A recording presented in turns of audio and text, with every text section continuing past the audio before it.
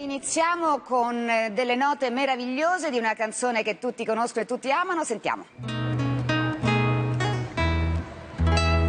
Perché quando mi vedo ti grifo come gatto, non è che t'hai fatto che non mi può vedere. Io t'ho amato tanto, ci t'amo, tu lo sai. Io ti voglio bene assai e tu non pensi a me.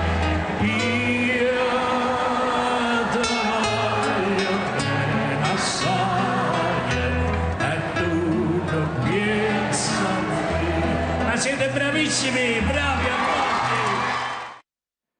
Il grandissimo Roberto Murolo, la grandissima Angelica Sepe, con una canzone indimenticabile, forse la prima canzone cantata a Piedigrotta. Sì, Te infatti voglio nel 1839 bene. la presentano appunto alla festa di Piedigrotta per la festa della Madonna e vendono 180.000 copielle, che erano i fogli dove scrivevano parole e musiche. Poi su questa canzone ci sono leggende incredibili, specialmente sull'autore della musica, perché sembra che l'abbia scritta Donizetti, ma chissà se è vero. Gli altri dicono che invece il testo è di Sacco e la musica è di Campanella.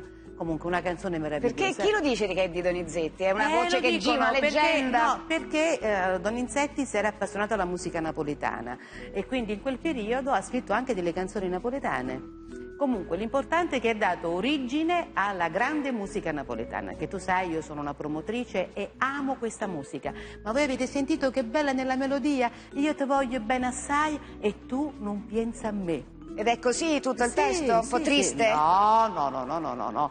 La prima strofa addirittura dice: perché quando mi vire ti ingrifo come una gatta. Cioè, perché quando mi vedi diventi così come una gatta. Non è che t'hai fatto. È bellissimo, dai, veramente meraviglioso. Grazie ad Angelica Sepe, continuiamo questo viaggio nella